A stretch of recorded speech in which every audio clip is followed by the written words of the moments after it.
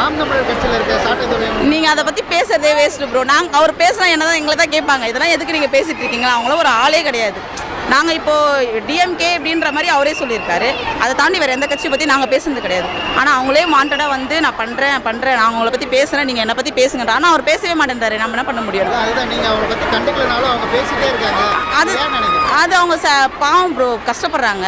So அதெல்லாம் பண்ணால் தான் அவங்களுக்கு காசு எதனா வரும். ஸோ அதனால் அது பண்ணிட்டு போட்டுமே. இப்போ நான் எதனா ஒரு சேனல் இந்த மாதிரி பண்ணாதான், இப்போ இந்த சேனல்லாம் கூட விஜயை பற்றி ஃபோக்கஸ் பண்ணுதுன்னா அவங்களுக்கு அதில் வருமானம் வருது இல்லை, அதனால ஃபோக்கஸ் பண்ணுறாங்க, வேறு ஒன்றும் கிடையாது.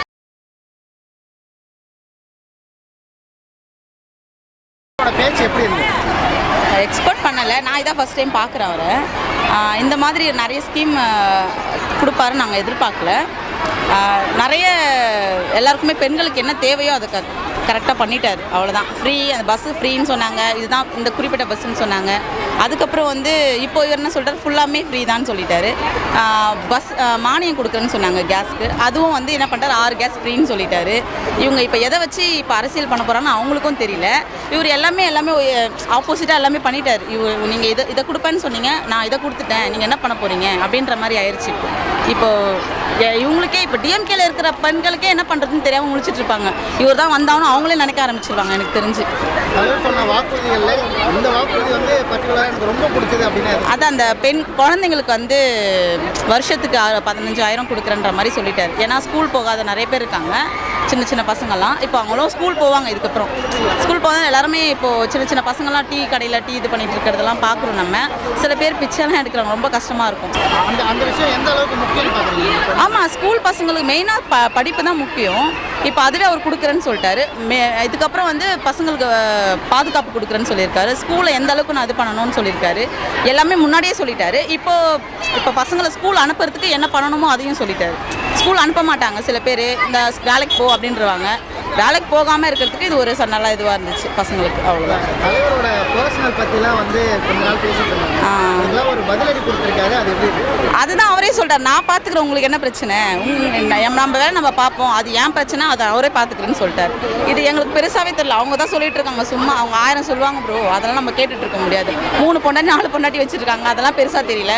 அவர் வந்து இப்போது டிவோர்ஸ் கேட்குறாரு, அது பெருசாகிடுச்சு. அது என்ன பண்ண முடியும்? அரசியல்னால் இதெல்லாம் ஃபேஸ் பண்ணி தான் ஆகணும்.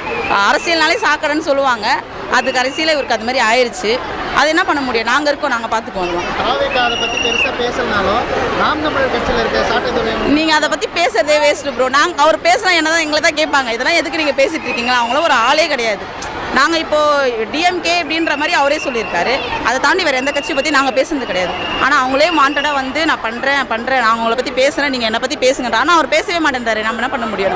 நீங்கள் அவங்களை பற்றி கண்டுக்கலனாலும் அவங்க பேசிட்டே இருக்காங்க. அது அவங்க பாவம் ப்ரோ, கஷ்டப்படுறாங்க. ஸோ அதெல்லாம் பண்ணால் தான் அவங்களுக்கு காசு எதனா வரும். ஸோ அதனால் அது பண்ணிட்டு போட்டுமே. இப்போ நான் எதனா ஒரு சேனல் இந்த மாதிரி பண்ணாதான், இப்போ இந்த சேனல்லாம் கூட விஜயை பற்றி ஃபோக்கஸ் பண்ணுதுன்னா அவங்களுக்கு அதில் வருமானம் வருது இல்லை, அதனால ஃபோக்கஸ் பண்ணுறாங்க, வேறு ஒன்றும் கிடையாது. தலைவர் பேசுனது செம்மையாக இருந்துச்சு. ஆனால் எங்கள் கூட பிறந்த அண்ணன் கூட இப்படி பேசியிருக்க மாட்டாங்க. ஆனால் தலைவர் இப்படி பேசினார், எங்களுக்கு ரொம்ப பிடிச்சிருந்து. ஆனால் அவர் தலைவராக வரணும்னு தான் எங்களுக்குலாம் ஆசை. அவருக்கு ஒரு சான்ஸ் கொடுத்து பார்க்கணும், அது எங்களுக்கு எல்லாருக்குமே பிடிச்சிருக்குது. செம்மையாக இருந்துச்சு.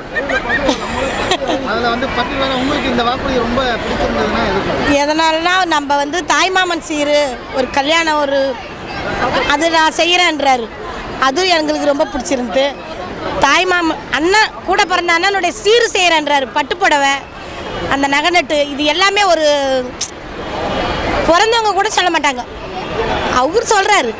அதனால அவருக்கு ஒரு சான்ஸ் கொடுத்தா அவர் வரணும் முதலமைச்சராக வரணும், எங்களுக்கு ரொம்ப ஆசை.